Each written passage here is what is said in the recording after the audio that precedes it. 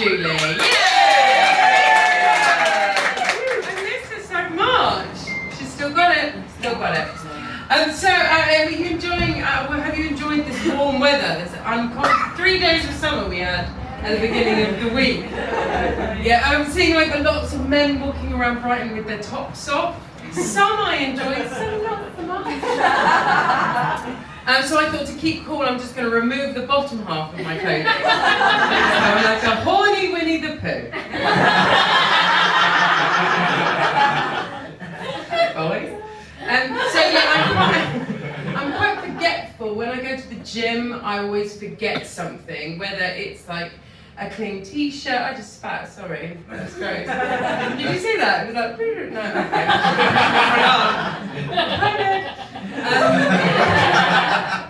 Do you know what? I've got a cold at the, I'm on the death rattle. I'm on the end of the cold. And do you know what? When you've got a cough, and everyone's like, you're like, it's fine, it's just a cold, I'm fine. I'm taking Lemsips every time. I'm fine. Anyway. That was a bit of a detour. So yeah, whenever I go to the gym, I always forget something, whether it's a clean t-shirt or a hairbrush or my willpower. You know, I always forget something. And the other day I worked out the worst thing to forget, and that was my towel. So I got out the shower and I was like, oh God, like how are you going to solve this one, Kate? Like, oh. So I was I need to get to work. So I thought, I know what, genius. I'll just air dry. I live in Brighton, fuck it. So I was Kate Bushing my way around the changing room. Get it, Kate Bush? But I wasn't getting dry quick enough, so I thought, I know what, I'll go under the hand dryer. And we've got those hand dryers at the gym that are quite forceful. So I was dry in no time. However, I did feel bad for the other women in the changing room who had to witness my fanwa looking like it was skydiving. Sorry, ladies. Sorry. So I don't go to that gym anymore. Not allowed back. Doing some home workouts. So it's good. I've just moved house. Yay! Exciting! I love moving houses. It's exciting. You know, they say it's quite stressful moving. It's a bit stressful moving house. A bit stressful moving house. It's stressful, but then those who don't say it, I haven't had a burrito and then anal. That's stress. That's stress right there. Don't take the two things. No. I think the reason it's stressful is because you realise you're a hoarder. Because you're like, when they're loading up all this stuff into the van, you're like, is that all that? That's not all my shit, is it? You know, when the removal men were loading up the last jar of piss, I was like, I think I'm a hoarder. Bad. This copy of 1998 Daily Mail, I need that. So yeah, I'm a bit of a hoarder. I moved in with my best friend for 13 years. His name is Alan. He's been demoted to flatmate because he does some really weird shit. He's a foreigner. He's from Belfast. Oh. Yeah. So we can excuse him. But I love it how with your accent, doesn't it sound like he's having a go at you all the time? You know, because Alan's like, yeah, you look fucking gorgeous tonight. It's scary, isn't it? Like, yeah, do you want a cup of tea?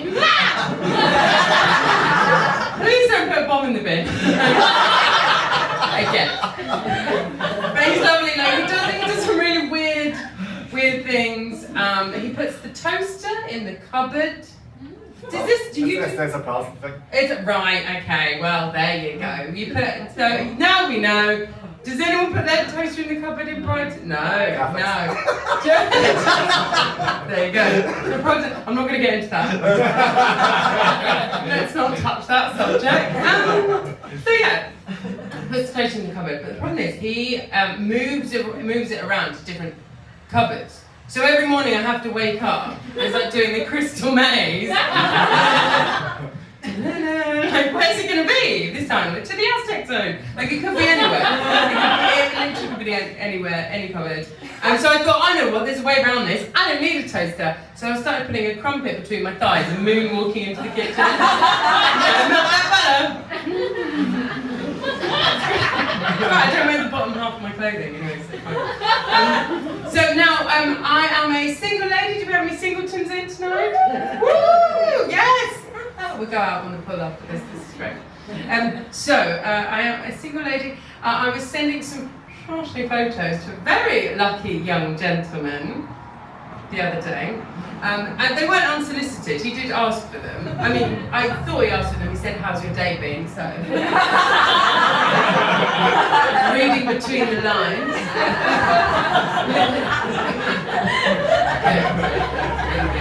Hot, warm. So I live next door to Garage, and I've got a Google phone, I know, she's doing well for herself. So I live next door to, and then my phone was like, hey Kate, we recognise your location. Would you like to upload these photos and show me the smart on my phone to JP Autos? Now, so, if you're in need of an MOT, look out for my twin airbags and dodgy clutch on TripAdvisor, because you'll think it's all there. It's all there. Lovely. Dodgy clutch. But yeah, I'm not very good at the flirting. I'm not very good at, I'm just rubbish at it. So on Bumble, it's like Tinder, the women have to make the first move, you have to send the first message, right? So it's like, hey Dean, here's a list of my favourite Deans in no particular order. This'll get him. Dean Kane from Superman, good one. Dean Gaffney from EastEnders. Rotting Dean. Just down the road, good one. And of course you, and he replied, great, want to see my dick? Yes, please. To Gavin, I was like, hey Gavin, would you prefer, I thought this would be funny, would you prefer 3 massive testicles or 100 little ones? I guess we'll never find out.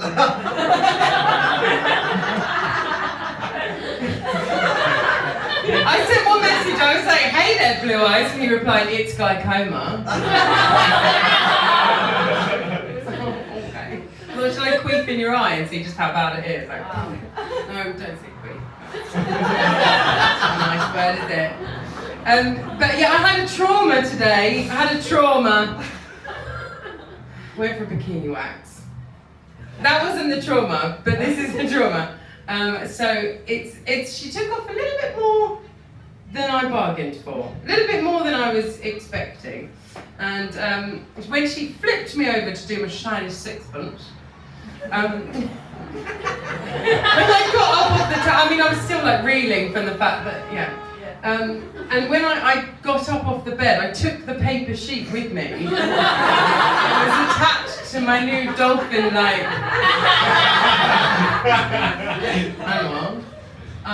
A bit like the Ghost of Christmas Past for the owners of SeaWorld. It was horrific. It's like the shittest ghost train. It's like the ghost train over there.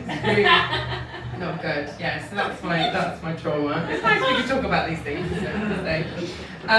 So I'll leave you with this. As I said, I'm not very good at flirting.